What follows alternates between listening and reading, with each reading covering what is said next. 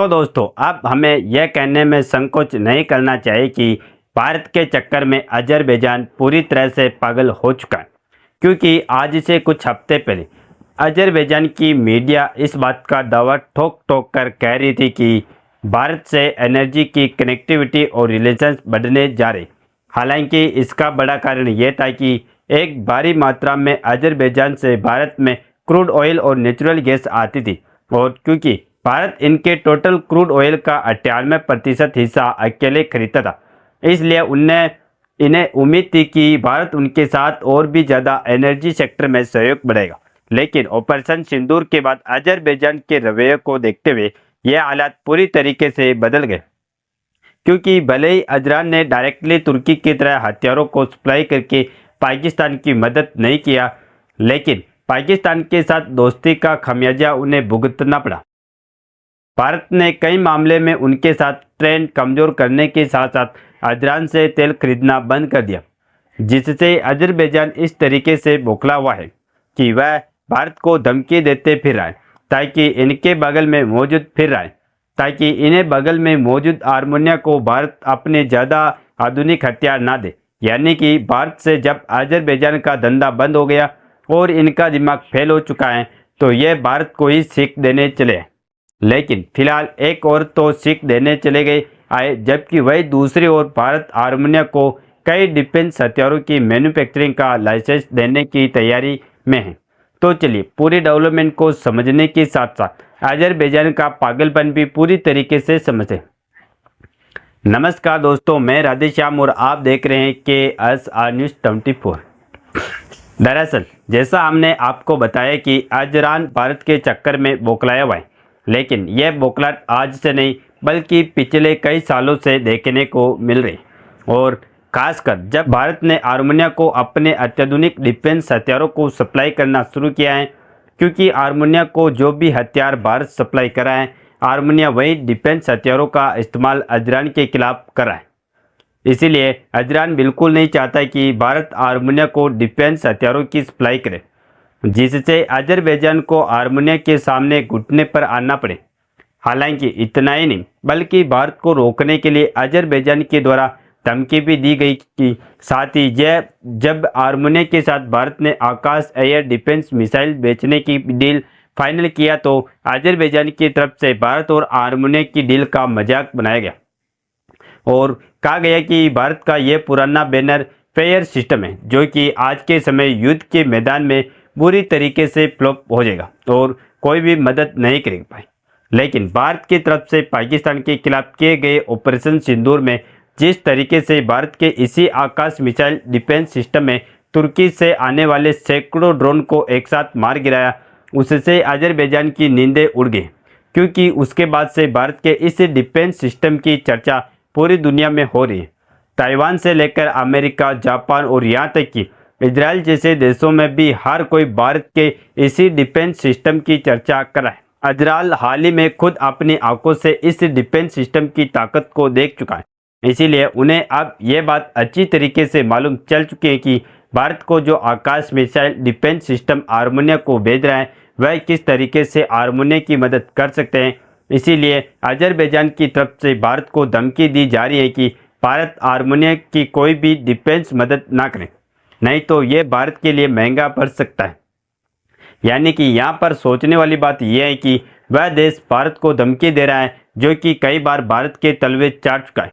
क्योंकि भारत ने अब इस पूरे रीजन में अपना कूटनीतिक खेल खेलना शुरू कर दिया, जिसमें भारत की मदद करने के लिए इजराइल, ईरान, ग्रीस और आर्मेनिया जैसे देश बढ़ चढ़कर आगे आ रहे। देखिए, आर्मेनिया का एक छोटा सा देश है जो कि साउथ कॉकस एरिया में, और क्योंकि लैंडलॉक कंट्री है इसीलिए यह समुद्र से नहीं जुड़ा हुआ है, जिसकी सीमा से सटे हुए देश हैं तुर्की, अजरबैजान, ईरान और जॉर्जिया। लेकिन इनका सबसे बड़ा झगड़ा है अजरबैजान के साथ, और अजरान आर्मेनिया भारत से कितनी दूरी पर और किस एरिया में, यहाँ पर दोनों देश को देखकर आप अंदाज़ा लगा सकते हैं। और आर्मेनिया का अजरबैजान के साथ चल रहे युद्ध की बात करें तो नागोर्नो-काराबाख अजरबैजान के भीतर स्थित एक पहाड़ी क्षेत्र है, जो मुख्यतः आर्मेनिया के लोगों से बसा हुआ था, और क्योंकि यह आर्मेनिया का हिस्सा है इसीलिए आर्मेनिया अजरबैजान से अपना हिस्सा लेने के लिए पिछले कई सालों से लड़ाई करता रहा। जहां 2020 और 2023 में दोनों देशों के बीच बड़ी लड़ाइयाँ हो चुकी,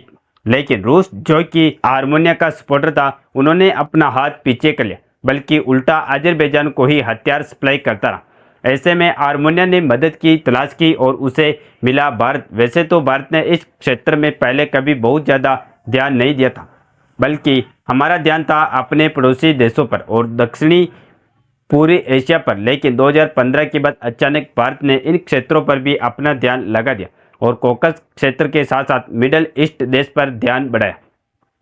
जिससे आर्मेनिया को भी एक भरोसेमंद साथी मिला जो कि इंडियन डिफेंस टेक्नोलॉजी को अपनाने के लिए तैयार था। इसके बाद भारत ने आर्मेनिया को कोई छोटे मोटे हथियार नहीं सप्लाई किया, बल्कि बड़े बड़े और घातक हथियारों की सप्लाई किया, जो कि अभी भी आर्मेनिया की मिलिट्री फोर्स में बहुत ही अच्छा रिस्पॉन्स दे रहा है। और इसके बाद भारत आकाश मिसाइल डिफेंस सिस्टम भी भेज रहा है, जो कि यह दिखाने के लिए काफ़ी है कि भारत आर्मेनिया के साथ साथ अपने रिश्ते को लंबे समय तक चलाना चाहता है।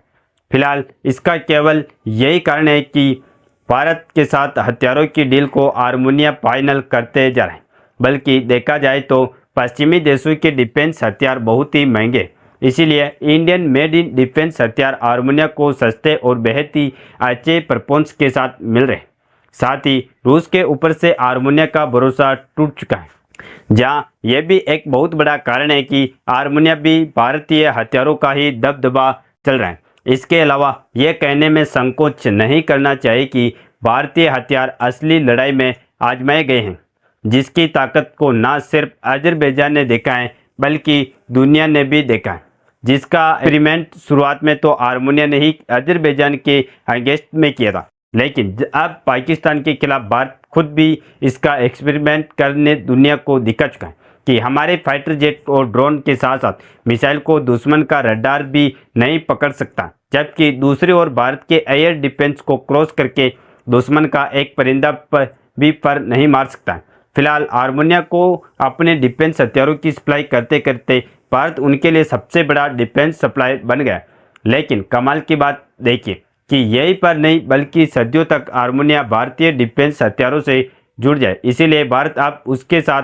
पार्टनरशिप में डिफेंस हथियारों की मैन्युफैक्चरिंग पर भी विचार कर रहे हैं। जिस बात का ऑफिशियली कंफर्मेशन तो नहीं है, लेकिन मीडिया रिपोर्ट्स इस बात का दावा ठोक रही है कि डिफेंस हथियारों का दबदबा आर्मेनिया में और भी ज़्यादा बढ़ने के लिए भारत आर्मेनिया डिफेंस कंपनियों को लाइसेंस देने पर भी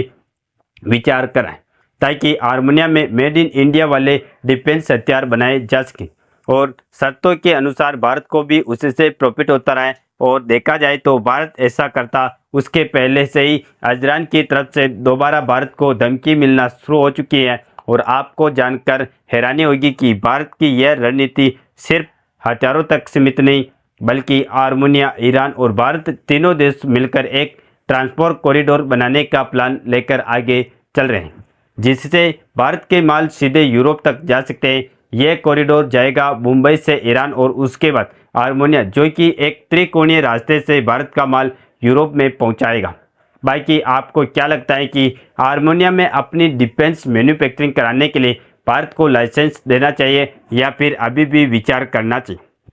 अपनी राय कमेंट में ज़रूर बताएं और इस वीडियो को एक लाइक करके अपने दोस्तों तक शेयर जरूर करें, ताकि उन्हें भी जानकारी मिल सके। और इसी तरह और भी नॉलेजेबल वीडियो देखने के लिए हमारे चैनल KSR न्यूज को सब्सक्राइब करके बेल आइकन को ऑल पर जरूर सेलेक्ट करें। जय श्री राम, जय हिंद, जय भारत।